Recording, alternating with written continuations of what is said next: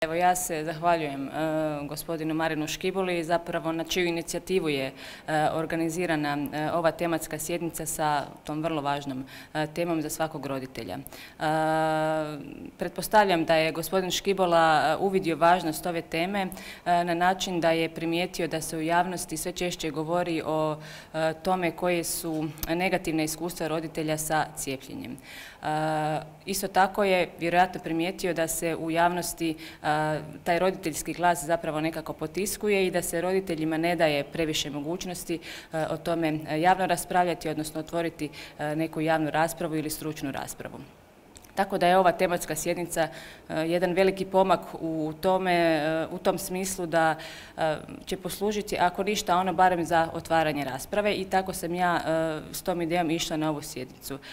Moj sad prvi zaključak, odnosno nekakav osjećaj nakon ove tematske sjednice je da smo uspjeli artikulirati, ja kao predstavnik roditelja i gospođa Danijela Hanić kao tajnica Hrvatske udruge roditelja aktivista, da smo uspjeli artikulirati koji su problemi i zašto se sve veći broj roditelja žali na sustav u kojemu djeca trpe, a sustav ih ne prepoznaje.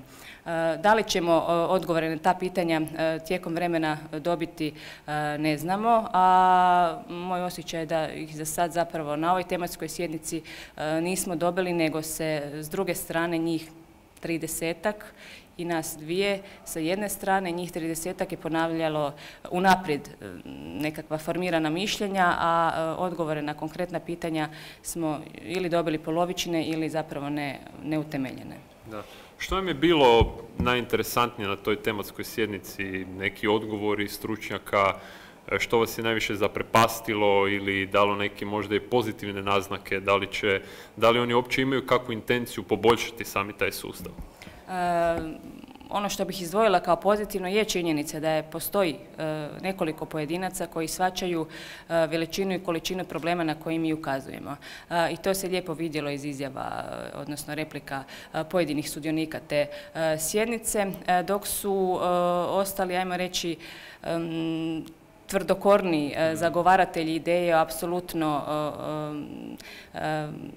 neškodivoj strani cijepljenja ostali pri svojim čvrstim stajalištima, ali se u tome mogao vidjeti jedan njihov osobni moment. A taj moment je sadržan u tome da su oni pričali ne na osnovu činjenica, nego su pričali svoje vlastito iskustvo o tome kako se na društvenim mrežama ili u javnosti njih prezentira, što njih očito jako boli. Pri tome predavanje glavnog voditelja službe za epidemiologiju Hrvatskog zavoda za javno zdravstvo nije bilo usmjereno na način da da odgovore na neka ključna pitanja, nego na blaćenje roditelja na ovoj tematskoj sjednici. Mene je strah da će meni neki fanatik zadojen ovime upucati na kućnu pragu. Samo tako da znate s kim imamo poslu. I sad, ako je to sve istina što govori HURA za zdravstveni sustav, mi smo zločinci. Mi djecu trujemo, činimo i doživotnim invalidima, a i to sve u korist farmakomafije za svoj vlastiti džep. Ali ako je službeni stav medicine istinit na dobrobit zdrave djece, onda je neko drugi tu zločinac, jer jedni i drugi ne mogu biti ispravni. Možete vi reći kako ste to doživjeli, tu tematsku sjednicu, i da li je po vama bila ona pozitivna, negativna? Je li ovo prvi put da vas je neko uopće primio na ovakav način da vi imate izlaganje i tako? Pa istina, ovo je prvi puta da nas je neko ovako primio i dao nam ravnopravnu riječ, no isto tako dojmilo me se, odnosno fasciniralo me. Mi smo, znači, Hrvatska udruga roditelja aktivista zalaže se, znači, za očuvanje, zaštitu i promicanje dječjih i roditeljskih prava.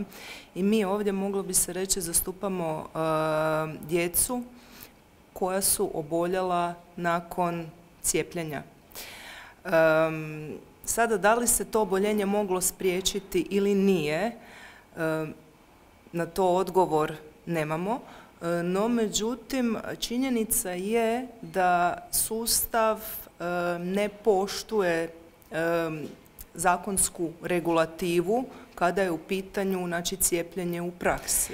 Isto tako malo me onako zaprepastilo što, znači, mi ovdje zastupamo roditelje, odnosno djecu koja su oboljela nakon cijepljenja, što jednostavno, znači, na ovoj raspravi imamo osjećaj opet da se to pokušalo nekako svesti, ta kompletna rasprava na ono pro i kontra cijepljenja, što mi se nikako nije ono baš dopalo, ne znam, to je moj osobni ovako doživljaj, i da se nekako pokušalo podvesti, znači, etiketirati ljude koji ukazuju na propuste ovoga u sustavu kao nekakve zločince.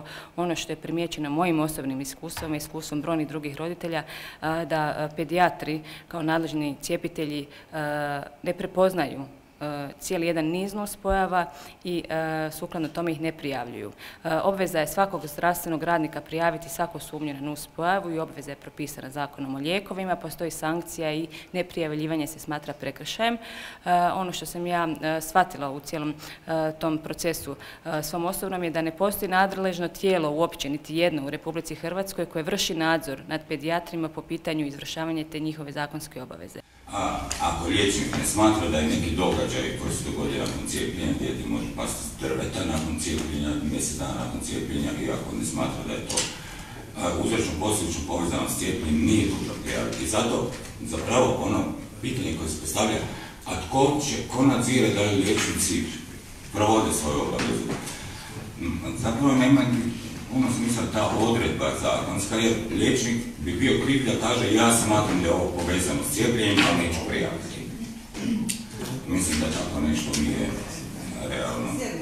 Na sjednici se konkretno za to moglo čuti da to njima nije baš predstavljalo neki problem, da smatraju da prijavljivanje nuspojava u Hrvatskoj niti može dati neki važniji signal koji bi utjecao na nekakvo daljnje istraživanje cjepiva u smislu poboljšanja njegove sigurnosti, pa da se onda to ni ne treba koristiti, jer šta smo mi u odnosu na svijet, pa se onda te nuspojave opravdano, čak sam razumjela tako, je i opravdano ne prijavljivati ili onako ne služe ničemu. To je druga stavka. I treća je zapravo stvarno znanstveno utvrđivanje znanstvenih činjenica. Dakle, da ako vi imate znanstveni podatak koji kaže da je korist koju cjepivo nudi veća od štete, a u toj šteti imate skupljene podatke temeljem subjektivnih procjena ovih pedijatara koji nuspojave ne prepoznaju i ne prijavljuju, onda imamo račun bez krčmara. S obzirom na činjenicu da vi cijepite zdravo dijete, znači s posebnim naglaskom na ovaj opisni pridjev zdravo, i cijepljenjem ga stavljate u potencijalni rizik od trajnog oštećenja i smrti, ja mislim da roditelj koji nije spreman, znači, prihvatiti nuspojavu cijepljenja kod svog djeteta, odnosno neželjenu sporednu pojavu cijepljenja u obliku trajnog oštećenja i smrti, da ga nikakva sankcija ne može natjerati da tako što prihvati. Jer vi jednostavno, znači, ne postoji niti jedan interni, niti jedan eksterni propis koji dozvoljava unos strane tvari u organizam, bez pisane suglasnosti, utemeljene na potpunoj obaviještenosti i slobodnoj volji. Ako se pokazalo da ta represija i obaveza i diskriminacija te djece i tih roditelja koji su poslije u društvu doslovno diskriminirani ili se isključuje od pohađanja kolektiva, ako se pokazalo da godinama ta praksa ne funkcionira, onda očito da sustav u nečemu griješi. Dakle, sustav mora poboljšati uvjete pod kojima se cijepljenje provodi, odnosno garantirati da će cijepljenje biti jednako zdravlju. Za sada cijepljenje nije jednako zdravlju i svaka pretpostavka koja ide da je cijepljenje jednako zdravlju, pa se temeljem toga izvlače bilo kakvi zaključci, nije dobra pretpostavka. Čula su se neka mišljenja na tematskoj sjednici da ste vi izlagali subjektivno zato što ste imali određene nesretne događaje u obitelji upravo zbog cjepiva. Kako ste to doživjeli? Pa iskreno to nisam uopće doživjela osobno, jer ono što ja cijelo vrijeme pokušavam naglasiti je to da je moja osobna priča je bila katalizator nečega što se poslije pokazalo kao sustavni problem. Znači, kameramanima je dopušteno na sve tematske sjednice da dođu snimiti, međutim sada ovoj ekipi kameramana koja nas trenutno snima nije bilo dopušteno doći na ovu tematsku sjednicu. Moje osobno iskustvo bilo je temelj da se otkriju sve nepravilnosti sustava, na koje ja ukazujem. već godinu dana na koje nitko još uvijek nije odgovorio. Vi svi ovdje sad opet razgovarate o tome kako je cijepljenje dobro, ja nisam čula niti jedan konkretan odgovor na moje pitanje.